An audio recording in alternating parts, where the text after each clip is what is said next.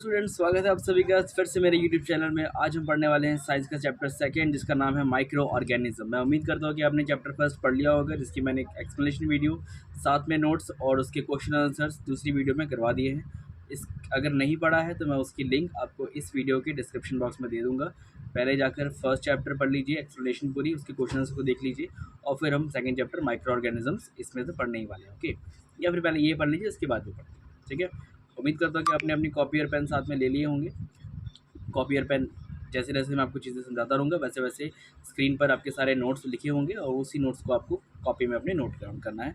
वो आपके आने वाले एग्जाम्स में आपकी बहुत हेल्प करने वाले हैं। ओके, तो चलिए ज़्यादा टाइम बर्बाद ना करते हुए वीडियो को स्टार्ट करते हैं। सबसे पहला टॉपिक आपका आता है कि माइक्रो ऑर्गेनिजम्स होते क्या हैं। Okay, so if you observe a drop of water in a pond, thought through a microscope, you will see a lot of tiny rounded structure. These tiny creatures are known as microbes और microorganisms। कि अगर आपने किसी water drop को देखा होगा किसी भी एक जगह पर, पानी की बूंद को, और अगर आप उसको जूम इन करके माइक्रोस्कोप से देखोगे तो आपको उसके बीच में छोटे छोटे tiny tiny tiny rounded structure मिलेंगे, और राउंड स्ट्रक्चर एक्चुअल में माइक्रोब्स या फिर माइक्रो ऑर्गेनिजम्स होते हैं, ठीक है। And they are all around us and are the small in size that they can not seen with bare human eyes. ठीक है, नॉर्मली वो इतने ज़्यादा टाइनी, इतने ज़्यादा छोटे होते हैं कि जिसको हम अपनी नॉर्मल आई से नहीं देख सकते हैं। हमें उसके लिए माइक्रोस्कोप की ज़रूरत होगी ही होगी। और microbes are classified into 4 groups. अब ये नहीं है कि हर जगह सेम टाइप के ही माइक्रोब्स पाए जाते हैं। नॉर्मली इनको 4 तरीके में बांटा गया है कि 4 टाइप्स इनके होते हैं, क्लासिफाइड किया गया है इनको। ये सबसे फर्स्ट आता है हमारा, वो होता है प्रोटोजोआ। नेक्स्ट में बैक्टीरिया, जो आपने सुना ही होगा, फंगी एंड एल्गी। अब ये प्रोटोजोआ, बैक्टीरिया, फंगी और एल्गी, इन सब चीज़ों को हम आगे अच्छे से डिटेल में एक्सप्लेन करने वाले हैं। ओके, तो देखते हैं। सबसे फर्स्ट ऑर्गेनिजम्स की डेफिनेशन लिख लीजिए, नोट डाउन कीजिए कि micro organisms are microscopic organisms that can not be seen with the naked eyes. Naked eye से नहीं देखा जा सकता। माइक्रो ऑर्गेनिजम्स बहुत छोटे होते हैं, and these organisms are usually unicellular in nature. अब यूनिसेलुलर क्या होता है? जो सिंपल एक सेल से मिलकर पूरा ऑर्गेनिज्म बना है उसको हम बोलते हैं यूनिसेलुलर। तो ऐसे ऑर्गेनिजम्स जो कि हम अपनी आंखों से नहीं देख सकते, और जो ऐसे ऑर्गेनिज्म है जो कि एक ही सेल से पूरे बने हुए, उसको हम बोलते हैं माइक्रो ऑर्गेनिज्म। ओके, अगर आपके कुछ फन फैक्ट के बारे में बात करें, तो अगर कोई क्वेश्चन पूछता है कि the guy who are everywhere, तो अगर हम बोलेंगे इसका आंसर, तो वो क्या होगा? Bacteria. So bacteria is everywhere in the world. Next में आपका आता है कि बैक्टीरिया होता क्या है। So bacteria are unicellular prokaryotic micro organism. Bacteria एक यूनिसेलुलर ऑर्गेनिज्म, माइक्रो ऑर्गेनिजम्स है। Some bacteria are useful for human while some can be harmful. अब बैक्टीरिया भी ऐसे नहीं है कि सारे ही बैक्टीरिया हमारे लिए हार्मफुल है। कुछ ऐसे बैक्टीरिया जो हमारे लिए हार्मफुल है, कुछ ऐसे बैक्टीरिया जो हमारे लिए यूजफुल भी है। And they are of 4 major types: bacillus, vibrios, cocci and spirulina. Normally bacteria भी 4 टाइप की होती है, 4 ये सब टाइप है बैक्टीरिया की। क्या क्या है हमारे पास? Bacillus, vibrio, cocci and spirulina. Next में अगर हम देखें, सो प्रोबायोटिक्स क्या होते हैं? So probiotics are live bacteria and yeast that are good for your health, specially the digestive system. की नॉर्मली क्या है कि अगर हम बैक्टीरिया की बात करें और जो हमारे लिए बेनिफिशियल बैक्टीरिया है, जो हमारी हेल्प करते हैं, तो वो होते हैं प्रोबायोटिक्स। ठीक है, जैसे कि बैक्टीरिया एंड यीस्ट। यीस्ट दही में डलता है ना, और कर्ड मीन्स दही। ओके, और ये हमारी हेल्थ के लिए भी अच्छा है, हमारे डाइजेस्टिव सिस्टम को ये बहुत ज़्यादा इन्हेंस करते हैं, बॉडी अच्छा रहता है, डाइजेस्टिव सिस्टम हमारा अच्छा रहता है इससे। अगर दोबारा एक परफेक्ट है कि दे लव डेथ। ऐसी कौन सी चीज़ है जिसको डेथ पसंद है? तो फंगी है। फंगी को डेथ बहुत ज़्यादा पसंद है। कोई भी चीज़ मर जाती है, ख़राब हो जाती है, तो उसमें फंगस लग जाती है। ठीक है, फंगी अब होती क्या है? सो फंगी यार सेप्रोफेटिक और पैरासाइटिक ऑर्गेनिज्म। ये एक सेप्रोफेटिक और पैरासाइटिक ऑर्गेनिज्म है। They are mostly multi cellular and not microscopic. Fungi microscopy नहीं है। हम अगर किसी भी चीज़ में फंगस लगी होती है, वाइट वाइट से ऊपर लेयर आ जाती है, वो हम अपनी नेकेड आई से देख सकते हैं कि इसमें फंगस लग चुकी है, तो वो हमें माइक्रोस्कोप से देखने की ज़रूरत नहीं होती। ये मल्टी सेलुलर होते हैं, इसके अंदर ये एक से ज़्यादा सेल से मिलकर बने होते हैं। However yeast is a unicellular and microscopic organism. जबकि यीस्ट जो है वो एक यूनिसेलुलर है और माइक्रोस्कोपिक ऑर्गेनिजम्स है। ओके, नेक्स्ट में अगर हम बात करें, सो फर्मेंटेशन क्या होती है? So fermentation is a metabolic process that converts sugar to acid, gases और अल्कोहल। नॉर्मली क्या है कि किसी भी शुगर को एसिड में कन्वर्ट करना है, गैसेज में कन्वर्ट करना है, या फिर अल्कोहल में कन्वर्ट करना, ये होती है फर्मेंटेशन। फर्मेंटेशन एक ऐसा प्रोसेस है जिसमें हम चीज़ों को प्रिजर्व करके रखते हैं किसी एक स्पेसिफिक टाइम पीरियड तक, और उस टाइम पीरियड के बाद वो चीज़ें कन्वर्ट हो जाती है किसी और चीज़ में। जैसे कि अगर हम शुगर को कर रहे हैं तो वो एसिडिक पार्ट में बदल जाता है, किसी भी टाइप की गैसेज हो गई, या फिर अल्कोहल में वो चीज़ कन्वर्ट हो जाती है। Fermentation is use in the preparation of curd and alcohol. अगर आपके घरों में आपकी मम्मियों ने दही कभी जमाया होगा तो उनसे पूछेगा दही जमाने का प्रोसेस क्या है, तो वो बोलेंगे कि हम दूध में कुछ खट्टा डालकर एक स्पेसिफिक टाइम पीरियड तक पूरी रात उसको रख देते हैं और मॉर्निंग तक वो दही जम जाती है। तो उसका मतलब क्या है कि नॉर्मली उसके अंदर फर्मेंटेशन पूरा प्रोसेस हो रहा होता है, जिसकी वजह से कर्ड हमारा जमता है। ओके, और ये अल्कोहल का भी सेम प्रोसेस है। अल्कोहल भी किसी एक दिन में नहीं बन जाती। अल्कोहल को बनाने के लिए, अल्कोहल मीन्स दारू, उसको बनाने के लिए भी बहुत एक समय का टाइम लगता है, बहुत लंबा समय लगता है, जिसमें जो हमारे फ्रूट के जूस है वो कन्वर्ट होते हैं अल्कोहल्स में। ओके, नेक्स्ट में हमारा आता है प्रोटोजोआ। सो प्रोटोजोआ क्या होता है? So protozoa are single celled microscopic animal which include flagellates, ciliates and then sporozoans and many other forms. ठीक है, नॉर्मली जो प्रोटोजोआ है वो भी एक सिंगल सेल्ड माइक्रोस्कोपिक एनिमल है जो सिंगल सेल से मिलकर बना हुआ है, और उसके अंदर अगर हम सब टाइप की बात करें तो कौन कौन से होते हैं, तो आप बोलोगे कि वो एक फ्लेगलेट्स होते हैं, वो एक सिलिएट्स होते हैं, वो एक सेप्रोजन्स होते हैं, और वो उसकी और ज़्यादा फॉर्म्स होती है, मैनी अदर फॉर्म्स होती है उसकी। ठीक है, ये इसकी फॉर्म्स है। And a few examples of protozoas are amoeba, paramecium, euglena and then plasmodium. ये हमारे कुछ ऐसे फ्यू एग्जांपल है जो कि प्रोटोजोआ के अंदर ही आते हैं। आपने अमीबा का नाम सुना होगा, अमीबा भी प्रोटोजोआ ही है, एक टाइप का प्रोटोजोआ के अंदर ही वो भी आती है। ओके, नेक्स्ट में अगर हम देखें सो वायरसेस क्या होते हैं? अगर हम फन फैक्ट की बात करें, so from computers to life. Normally viruses हम कंप्यूटर्स में पढ़ते हैं, लेकिन वो एक्चुअल में लाइफ में भी एग्जिस्ट करते हैं, just like corona virus. Okay, अगर हम डेफिनेशन की बात करें, so viruses are organisms that possess nucleic acid but lack replicating machinery. Normally क्या है कि वायरसेस एक टाइप के ऑर्गेनिजम्स हैं जो कि पोजेस करते हैं, न्यूक्लिक एसिड के द्वारा बनते हैं, बट इसके अंदर रेप्लिसिटिंग मशीनरी होती है कि बहुत ज़्यादा ये सब काम, मतलब इसके अंदर का कोई फंक्शनैलिटी, कोई फंक्शन नहीं होता, ये जस्ट एक वायरस है और ये स्प्रेड ही होता है। Thus a virus can not survive without a living cell. अब क्योंकि इसकी खुद की कोई मशीनरी है नहीं, खुद का इसका कोई फंक्शन करता नहीं है, कोई डाइजेस्टिव सिस्टम नहीं है, जो कि जैसे अलग अलग फंगस क्या नहीं कि फंगस फैलता रहता है सरफेस एरिया देख देख कर, बैक्टीरिया भी एक से दूसरी तरफ जाता है, वैसे ये वायरस है कि अगर इसको कोई भी लिविंग सेल ना मिले, कोई भी ऐसी जिंदा चीज़ नहीं है, तो वो नहीं फैलेगा, वो ख़त्म हो जाएगा। वही वैसे कोरोना वायरस था, कोरोना वायरस क्या था? एक से दूसरे की ओर फैलता था। अगर कोई दूसरा हो ही ना, अगर हम उसको क्वारंटाइन कर रहे हैं, तो एक टाइम पर वो वायरस वहीं वहीं मर जाता था। ठीक है, क्योंकि उसको कोई लिविंग सेल नहीं मिल रहा था। नेक्स्ट में आपका आता है viruses are also considered to be on the border line between living and non living entities. Normally क्या है, वायरसेस एक बॉर्डर लाइन है। बॉर्डर लाइन मीन्स वॉट, कि लिविंग और नॉन लिविंग क्रिएचर्स, ठीक है, जितने भी क्रिएचर्स हैं, लिविंग है चाहे वो नॉन लिविंग है, उन सब के बीच में वायरसेस एक मेन रोल निभाता है। कि अगर किसी एक चीज़ में वायरस लगा है, कोई नॉन लिविंग थिंग, जैसे मान लीजिए कोरोना वायरस के टाइम पर ही अगर हम गेट को हाथ लगाते थे या फिर टेबल को हाथ लगा रहे हैं, जो कि एक ऐसा पर्सन जिसको कोरोना वायरस ऑलरेडी हो चुका है, अगर उसने हाथ लगाया तो वायरस उससे वहाँ पर पास ऑन होता था किसी टेबल में, और फिर अगर उस टेबल को कोई नॉर्मल पर्सन हाथ लगा रहा तो वही वायरस उस पर पास ऑन होता था। मतलब कि वायरस जो है वो पर्सन टू पर्सन नहीं फैलता है, वायरस हर एक चीज़ में लग जाता है, बट वो ज़्यादा टाइम तक सर्वाइव नहीं कर पाता। अगर उस टाइम पीरियड के बीच में किसी ने भी उसको टच करके अपने, मतलब किसी ने भी उसको टच कर दिया तो वो उसके ऊपर चला जाता है, देन फिर उसको बीमार कर देता है, कुछ ऐसा होता है ना।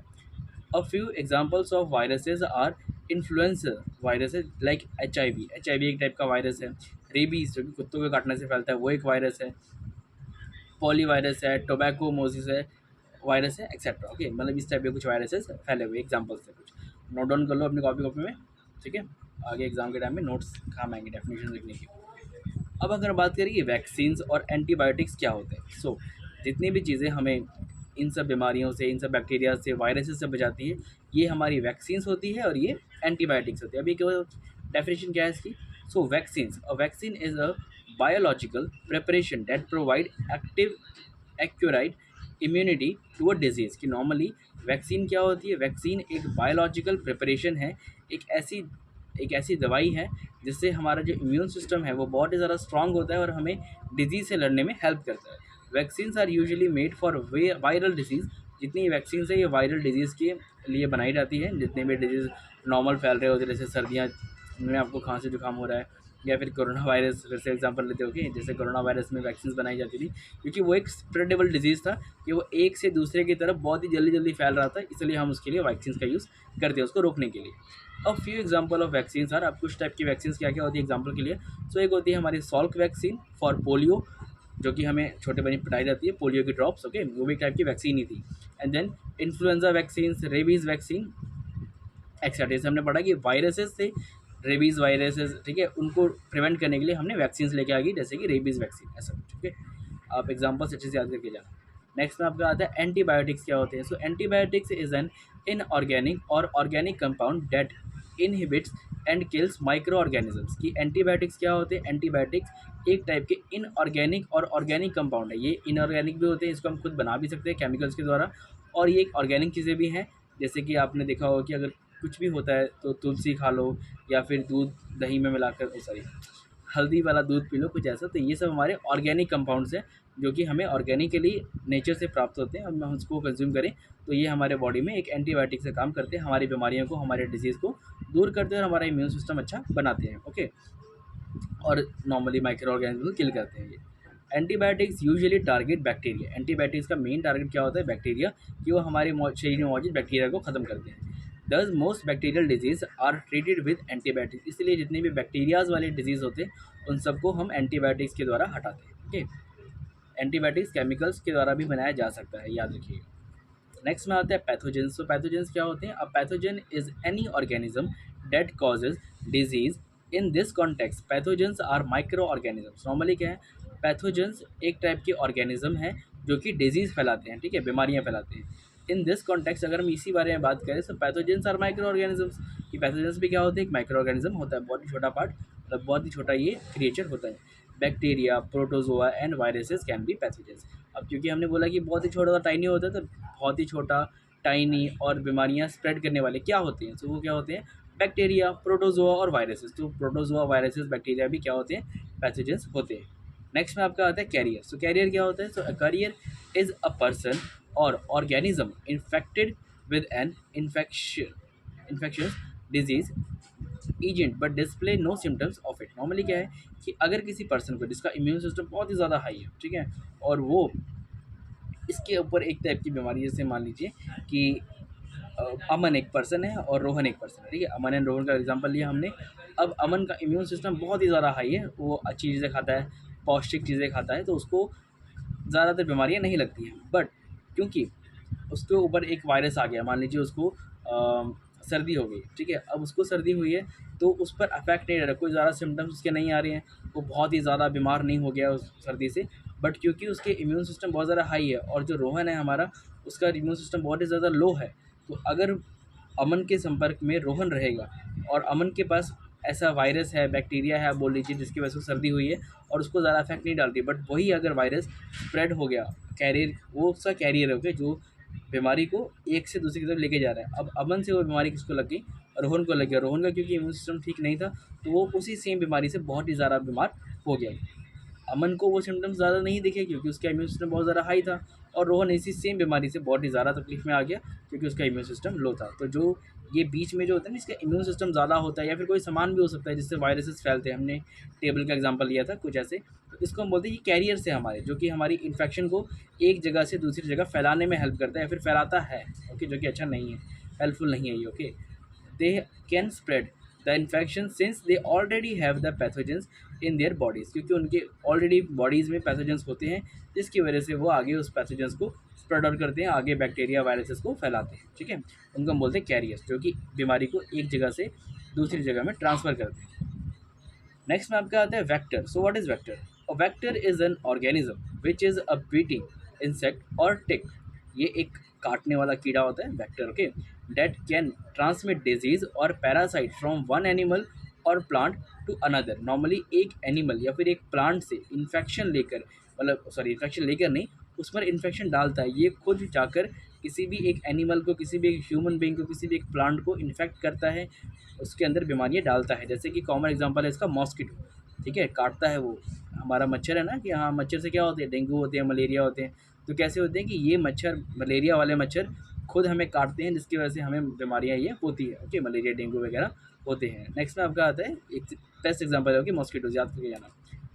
नेक्स्ट में आपका आता है Aedes, mosquito spread dengue virus, Anopheles mosquito spread and malaria parasites. Normally क्या है कि ये इस टाइप की बीमारियाँ फैलाता है। डेंगू वायरस हो गया, एनफिलियस हो गया, मॉस्किटोज जो कि क्या स्प्रेड करते हैं, मलेरिया स्प्रेड करते हैं, कुछ ऐसा। नेक्स्ट अगर बात करें कि एयरबॉर्न डिजीज़ क्या होते हैं, सो certain diseases can spread by air. कुछ ऐसे डिजीज़ हैं जो हवा के ज़रिए एक जगह से दूसरी जगह स्प्रेड होते हैं। कुछ को तो कैरियर चाहिए होते हैं, कुछ वेक्टर्स के द्वारा फैलते हैं। कैरियर का मतलब हमें पता चल गया कि कोई एक मीडियम बीच में चाहिए जिससे बीमारियां यहाँ से वहाँ ट्रांसफ़र हो रही हैं। कुछ वेक्टर्स होते हैं जो काटने के ज़रिए चीज़ों बीमारियों को यहाँ से वहाँ फैलाते हैं। और नेक्स्ट में आपका आता है एयरबर्न, कि जो हवा के ज़रिए बीमारियों को यहाँ से वहाँ फैलाते हैं। Okay, these disease are called airborne disease, जो कि बीमारियाँ हवा के जरिए फैलाते हैं। Influence in the best example, influence is the best example of this type of virus. की इन्फ्लुएंस इस बीमारी का एक बहुत ही अच्छा एग्जाम्पल है, आप पढ़ के जा सकते हैं और नोट्स बनाते रहो साथ में, ठीक है। नेक्स्ट में आपका आता है वाटर बॉर्न डिजीज। अब सो वाटर बॉर्न डिजीज क्या होते हैं, the disease that spread through water are called water borne disease. की जो भी ऐसे डिजीज़ हैं जो पानी के ज़रिए, वाटर ड्रॉप के ज़रिए फैलते हैं, उसको हम बोलते हैं वाटर बॉर्न डिजीजेज।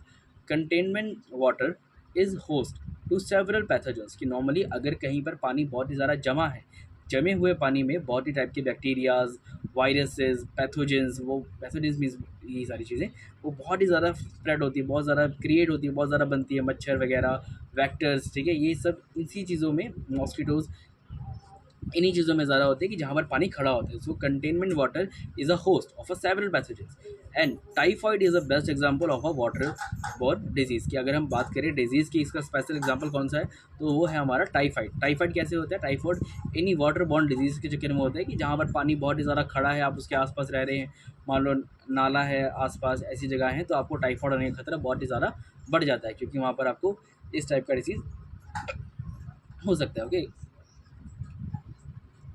नेक्स्ट में अगर हम बात करें एग्जाम्पल ऑफ डिजीज़ की, किस टाइप के डिजीज़ हमें किस किस टाइप की बीमारियां दे सकते हैं और कौन देता है, ये किसके ज़रिए ट्रांसफ़र होती है, तो हम एक टेबल के ज़रिए इसको पढ़ते हैं। Human disease, then causative organisms किसके ज़रिए फैलते हैं, and mode of transmission. Okay, so एक होता है आपका ट्यूबरक्लोसिस। ट्यूबरक्लोसिस कैसे फैलता है, बैक्टीरिया के ज़रिए। और बैक्टीरिया कहाँ से हमारे ऊपर आते हैं, तो एयर के ज़रिए आते हैं।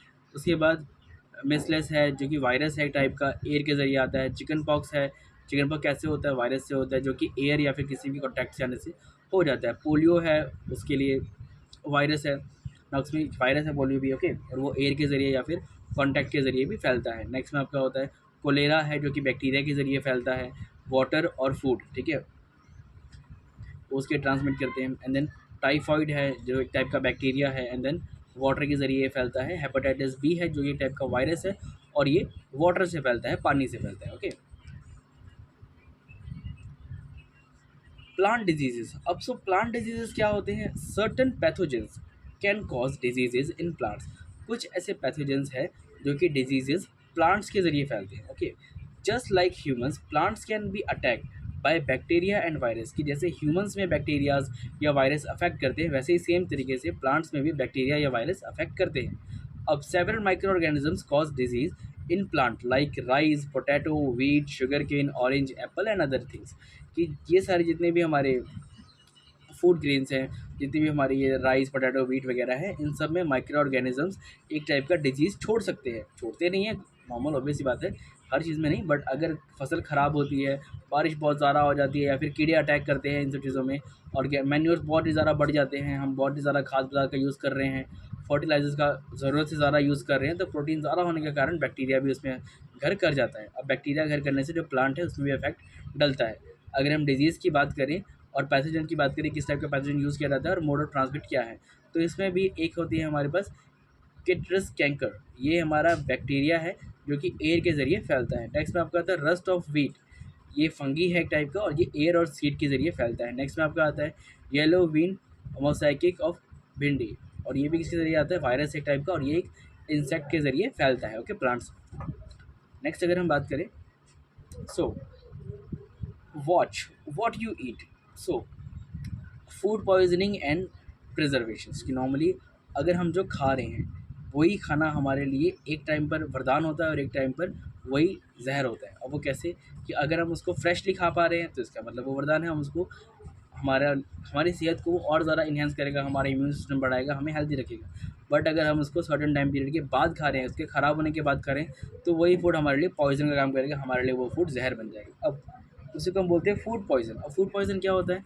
So when food containment sorry contaminated with pathogens or toxins is consumed, it cause food poisons। कि नॉर्मली अगर हम कोई ऐसा फूड खा रहे हैं जिसके अंदर पैथोजेंस मौजूद है, किसी भी टाइप की टॉक्सिन्स मौजूद है जो कि हम कंज्यूम कर रहे हैं, तो वो हमें कॉज करता है फूड पॉइजन में, तो उससे हमें फूड पॉइजन हो सकता है। नेक्स्ट में आपका आता है कि the most common symptoms is a pain in a stomach. अब हमें फूड पॉइजन हुआ है, इसकी हमें पता कैसे चलेगा कि हमें फूड पॉइजन हो चुका है? तो अगर हमारे स्टमक में पेन हो रहा है तो ये सिम्टम्स हैं कि शायद आपको फूड पॉइजन हुआ हो। In severe cases food poison can also cause death. और मैक्सिमम केसेस में अगर हम बहुत ही ख़राब खाना खा लेते हैं और फूड पॉइजन हमें हो जाए और हम उसका ढंग से इलाज टाइम पर ना करा पाएँ, तो कई लोगों की डेथ भी इस टाइम पर हो चुकी होती है। ठीक है, मीन्स ये डेथ का कारण भी बन सकता है। तो नेक्स्ट हम बात करते हैं फूड प्रिजर्वेशन के बारे में। Food preservation is the most vital part of a body of a food industry. Okay, कि जो फूड प्रिजर्वेशंस है वो एक बहुत ही वाइटल पार्ट है हमारी फूड इंडस्ट्री का। फूड इंडस्ट्री वॉट कि जो भी हम पैकेट में सामान खरीदते हैं, जैसे दूध आता है, ब्रेड आते हैं, बिस्किट्स आते हैं, ये हमारे प्रिजर्वेशन किए रहते हैं, प्रिजर्व किए रहते हैं, तभी ये हमारे लॉन्ग टाइम तक हम इसका यूज़ कर पाते हैं। Okay, certain chemicals inhibit the growth of a bacteria and increase the life of a cooked food. कि नॉर्मली अगर कोई बना हुआ खाना है तो कुछ ऐसे केमिकल्स का अगर हम यूज़ करें करते हैं हमारे खाने में, तो उसकी वजह से हमारे जो खाने में ग्रोथ ऑफ बैक्टीरिया है, क्योंकि बैक्टीरिया की ग्रोथ बहुत ही ज़्यादा कम हो जाती है, डिक्रीज़ हो जाती है, और उस फूड की जो शेल्फ लाइफ है वो बहुत ही ज़्यादा इंक्रीज़ हो जाती है। ठीक है, certain simple preservation methods can be carried out at your home at our home. Normally अगर हमें खुद के घर में ही नॉर्मल ज़्यादा केमिकल्स का यूज़ ना करते हुए फूड को प्रिजर्व करना हो तो हम किन किन चीज़ों का यूज़ कर सकते हैं? सो सबसे पहला आता है आपका केमिकल मेथड। सबसे पहले केमिकल की बात करते हैं, फिर हम बात करेंगे अगर केमिकल का यूज़ ना करना हो तो क्या करेंगे। ओके, सो केमिकल मेथड के अंदर हमारा आता है कि chemical preservations are used in the food preservations by major food industries as they are harmless to humans. कि नॉर्मली वो ह्यूमंस के लिए हार्मलेस है, बट वो हार्मफुल है किसके लिए? बैक्टीरिया के लिए। सो बैक्टीरिया वहाँ पर पनपते ही नहीं है केमिकल्स का यूज़ अगर करें तो। For example sodium meta bisulphates and sodium benzoate are commonly used chemical preservation. ठीक है, नॉर्मली अगर हम बात करें कि ज़्यादातर प्रिजर्वेशन में किस किस टाइप के केमिकल्स का यूज़ किया जाता है, सबसे पहला है sodium meta bisulphate bisulphate and sodium benzoate. ठीक है, ये कुछ इस टाइप के केमिकल है जो कि कॉमनली मैक्सिमम प्रिजर्वेशन के लिए यूज़ किए जाते हैं। ठीक है, नेक्स्ट अगर हम बात करें so uses of common salt.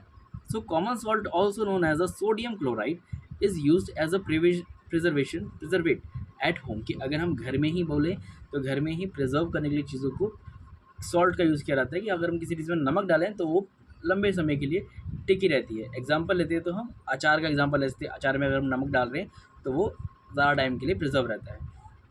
Vegetables and pickled using salt as the salt removes water and kills bacteria and fungal cells. की जैसे मैंने यहाँ पर लिखा हुआ है कि अगर हम पिकल्स में, अचार में वेजिटेबल्स का यूज़ करें, वेजिटेबल पिकल के लिए, ठीक है, अगर हम सॉल्ट का यूज़ करें तो वो बैक्टीरिया को भी किल करता है और वो फंगस को भी उसमें लगने नहीं देता है। ओके, वाटर को रिमूव कर देता है उसमें से।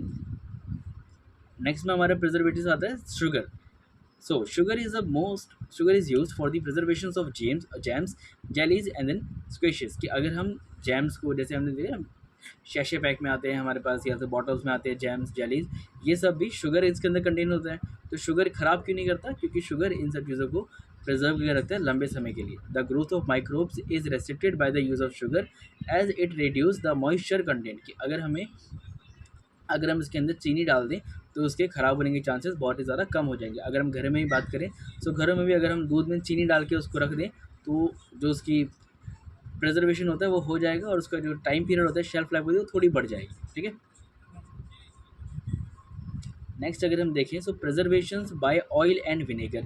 हम लोग तेल और विनेगर के ज़रिए भी प्रिजर्व कर सकते हैं। So many food preparations like pickles are preserved by adding either oil or vinegar of them. ठीक है, कि नॉर्मली अगर हम अचार की ही बात करें दोबारा, तो अचार में जो हम तेल का यूज़ करते हैं वो तेल भी हमें अचार को ख़राब होने से रोकता है। Bacterias can not grow in such medium, और बैक्टीरिया इस टाइप के मीडियम में ग्रोथ नहीं कर पाते। नेक्स्ट में आपका आता है pasteurization. So pasteurization is a process of superheating or cooling beverage to kill pathogenic microbes. की नॉर्मली क्या है कि अगर हम किसी चीज़ को बहुत ज़्यादा गर्म कर दें, और मतलब बहुत ज़्यादा नहीं, नॉर्मल हम गर्म करें किसी चीज़ को और उसको ठंडा रखें, तो भी उसमें से बैक्टीरिया नहीं उग पाते, नहीं डेवलप होते, पैथोजेंस नहीं होते। ठीक है, फॉर एग्जांपल अगर हम इसका लें तो हमें क्यों बोला जाता है कि दूध को बार बार गर्म करो। दूध को गर्म करने से हम उसमें सुपर हीटिंग क्रिएट करें। सुपर हीटिंग क्रिएट करने से जो भी उसके माइक्रोब्स हैं, जो भी पैथोजेंस हैं, वो सब मर जाएंगे, जिसकी वजह से दूध खराब फटेगा नहीं। ओके, और अगर हम उसको दूध को फ्रिज में भी रखते तब भी वो ख़राब नहीं होगा, फटेगा नहीं। चाहे वो कोई सब्जी हो सकती है, चाहे वो कोई और चीज़ हो सकती है, जिसको हम गर्म करते रहे टाइम टू टाइम, तो वो प्रिजर्व रहती है, वो ख़राब नहीं होती। नेक्स्ट में pasteurisation ensures the taste of a beverage such as milk does not get destroyed. अब जैसे कि हमने ऑलरेडी पढ़ लिया अभी कि दूध के लिए भी हम चीज़ों का यूज़ करते हैं, वो यहाँ पर बताया गया कि अगर दूध में इस टाइप का कंडीशंस यूज़ करें, तो भी अगर हम पेस्टराइजेशंस का यूज़ करें तो दूध खराब नहीं होगा। ओके, नेक्स्ट में अगर हम पढ़ें तो हमारा आता है storage and packing. So dry fruit and many vegetables are preserved in air tight air sealed container. कि अगर हम देखिए पैकिंग आइटम जितनी भी होती है वो सब हमारी एयर टाइट या फिर एयर सील्ड कंटेनर्स में होती है। अब the absence of air prevent the growth of bacteria और फंगी। नॉर्मली क्या है कि अगर बैक्टीरिया और फंगी है, हमने जैसे उस चार्ट में देखा था, वो मैक्सिमम टाइम्स किसके द्वारा स्प्रेड हो रहे हैं, तो वो एयर के द्वारा स्प्रेड हो रहे हैं। और अगर हम नॉर्मली अपने फूड आइटम को एयर से ही हटा दें, अगर उसमें हवा ही ना आने दें, तो जाकर वो और ज़्यादा लंबे टाइम के लिए प्रिजर्व हो सकते हैं। ठीक है, सो एब्सेंस ऑफ एयर में भी बैक्टीरिया ग्रो नहीं करते। नेक्स्ट में आपका आता है नाइट्रोजन साइकिल। अब ये नाइट्रोजन साइकिल क्या है? So the nitrogen cycle is a biochemical cycle by which nitrogen is converted into various chemical forms as it circulates among the atmosphere and the terrestrials and the marine ecosystem। Normally क्या है, nitrogen जो है, nitrogen हमारे atmosphere में भी पाया जाता है, और वही नाइट्रोजन फिर ज़मीन के अंदर हमारे प्लांट्स भी ऑब्जॉर्व करते हैं, और उस प्लांट को ऑब्जॉर्व करने के बाद हम भी उसको कंज्यूम करते हैं। तो ये नाइट्रोजन साइकिल को जैसे जैसे पिक्चर में दिखाया जा रहा है वो ऐसा सर्कुलेट करता है, एटमॉस्फेयर में भी है, प्लांट में भी है, ज़मीन के अंदर भी है, ज़मीन के ऊपर भी है। ठीक है, जितने भी हमारे टॉपिक्स थे इस चैप्टर के, आई थिंक वो क्लियर हो चुके हैं। देखना नहीं, जितने भी हमारे टॉपिक है इस चैप्टर के वो सब क्लियर हो चुके हैं। उम्मीद करता हूँ कि आपको ये चैप्टर पसंद आया होगा। एक्सप्लेनेशन हमारी वीडियो ये ख़त्म हो चुकी है, नोट्स आपने सारे ने बना ही लिए होंगे। नेक्स्ट जो इसकी वीडियो आने वाली है, या फिर अगर आ चुकी होगी तो मैं उसका डिस्क्रिप्शन में लिंक डाल दूंगा। अगर आप कुछ दिनों बाद इस वीडियो को देख रहे हैं तो डिस्क्रिप्शन ज़रूर चेक कीजिएगा। इस पूरे चैप्टर के क्वेश्चन आंसर्स ऑलरेडी जो लिंक होगा उस वीडियो में मैंने करवा दिए हैं, या फिर मैं अभी करवा दूंगा। अगर आपने अभी देख लिया तो 2 दिन में वो करवा दूंगा। ठीक है, और फिर वो सारे क्वेश्चन आंसर्स भी अपनी कॉपी में नोट डाउन कर लीजिएगा, एग्जाम के टाइम में बहुत ज़्यादा इंपॉर्टेंट होने वाले हैं। ठीक है, अभी के लिए वीडियो यहीं पर समाप्त होती है। लाइक कीजिए, सब्सक्राइब कीजिए और कमेंट कीजिए कैसे लगी आपको।